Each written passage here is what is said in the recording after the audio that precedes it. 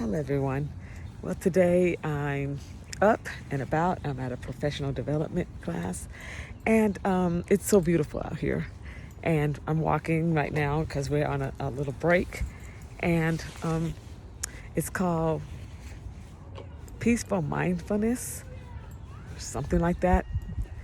But anyway, um, it's just helping us to stay in the now and always keep ourselves grounded in the moment. It might be called peaceful moment mindfulness. I don't know. So I'm away from my book and everything to be able to tell you the proper title, but it's so beautiful out here. I'm telling you, I've lived here a long time. There's places I just don't go. And so right here, we're at the Broadmoor Church, and this is right outside one of the parking lots. Look at that lake over there. It's really beautiful. The whole surrounding is just gorgeous. So I decided I would do some PD. A lot of that helps me toward licensure. And so I tried to keep my license current for my counseling license and my principal license. I tried to keep that current. So after I retired, both of my licenses were due, and I just kind of let them expire. And so I think about 3 months after I let it expire, which was a year after I retired, someone asked me to come work at their school. And so that means I had to go back and renew my license. Thank God it was within 6 months. Within 6 months, all I had to do is turn in my hours, and they sent me a new license. So I decided that I'll keep renewing it. Because my thing was, if I'm not working within 5 years, I'm not gonna keep my license. So I didn't know that I would be back working, full time. So that's why I'm here to do this PD. And the one I'm taking Friday is called trauma. And I forgot what that's called too, but it has something to do with trauma. So this is all helping me personally, and not just personally, but when I get myself together, then I can understand my students better, and I can be more in tune with them, because you can't help people with their trauma until you deal with your own trauma. So, and there's not a person on this earth who can say that they don't have some kind of trauma. We don't share all of our trauma. We don't tell everybody in our family our traumas. A lot of our traumas we keep to ourselves. Sometimes what we call trauma, there's people that are close to us don't even know that was traumatizing.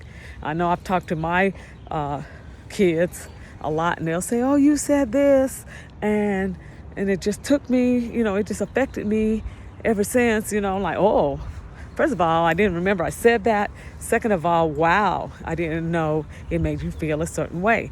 And instead of trying to defend myself, I've learned to just say, I'm sorry. I didn't know. I didn't remember that. It probably happened. If you're saying it, then it probably did happen, and I apologize. I never mean to ever hurt you. So sometimes you have to do that, because sometimes we say flippant things to people, and it doesn't mean anything what we said. It doesn't mean anything to us. So we totally space it out, and we totally forget that we have said any of these things. So keep in mind that could have happened. And also, our brain can only remember so many things. So you may forget, but it may be strong enough for somebody else to remember. So just because you don't remember it doesn't mean it didn't happen.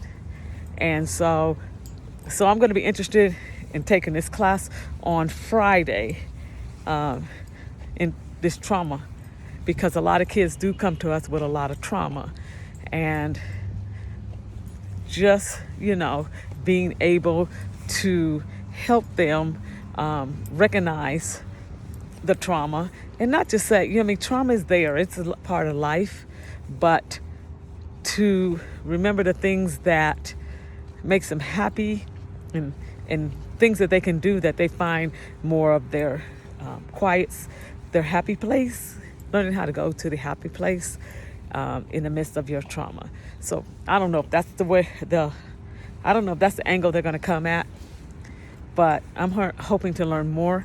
I don't know enough. You never know enough. You always have room to learn.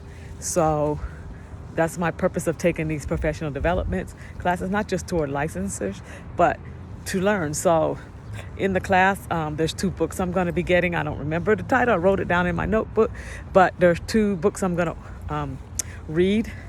And I don't know, it's just good for life to know these things and to practice these things. So that's basically what I'm going to do, is get more reading done.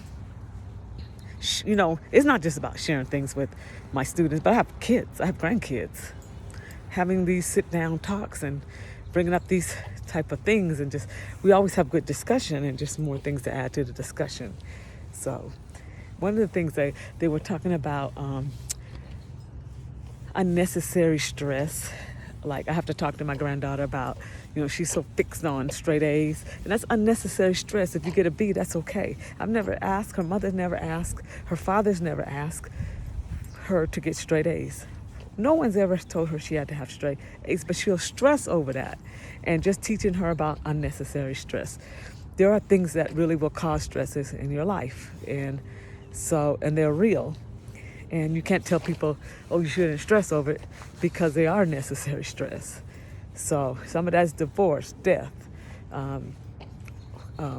health. And when you have poor health, those things are necessary stress. But there are also a lot of unnecessary stress. So, and sometimes you got to know what those unnecessary stressors are. And that's what I got to figure out in my life. What are my unnecessary stress? And how to be able to identify them and just kind of eliminate them. So I just wanted to come on real quick while we're having this really wonderful break. And one of the things we're about to do is write grateful letters. And so, I don't know. They say that makes you feel good if you can write a letter to people you're grateful to and stuff. So I'm not going to write a letter to everybody, maybe one at a time, maybe on different occasions. But hey, if you know me and you're in my life, a letter may be coming, maybe not soon, but one day you're going to look up and there's a letter. Okay? And anyway, so I think I'm going to head back to the class, which I like because it's a lot of movement. They taught me how to breathe and bring myself to the moment, because my mind does wander. And they said that's okay for your mind to wander as long as you know it's wandering and you can bring it back. And they gave us some breathing techniques to bring your mind back to the present. How awesome is that? Because when your mind wanders, you get crazy. Like, you come to conclusions. You think of things that ain't even real. Like I was running late and I'm thinking, these people better not even look at me crazy when I walk in here. Ain't nobody thinking about me. They were so nice when I walked in there. They wasn't thinking about me being, 5 minutes late, even though I got up 2 hours earlier. But so your mind will wander to these things where you start to create these situations in your head that aren't real. We go to sometimes the most negative place with situations, and we are constantly trying to solve issues that it hasn't happened. So sometimes you got to go back and get grounded and be in the present. And that has been my issue. I'm an overthinker. I get irrational with my thinking. So anyway, so I'm learning now is just to keep calm. Like, stop making assumptions. Don't make stories in my head. Be in the present and the now. This is what's really happening. And they said another really deep thing is like, happiness is behind you. Your happiness is behind you. So that's why I'm going to read that book. But create a lot of happy things in your life so that you can look back and pull them up. So I'm going to start creating some really happy things so I can start pulling them up when things don't feel so good. I can go to that happy place. So today, I'm creating some more happy stuff. So I hope this brief little video is touching, meaningful, and talk to you next time. Bye.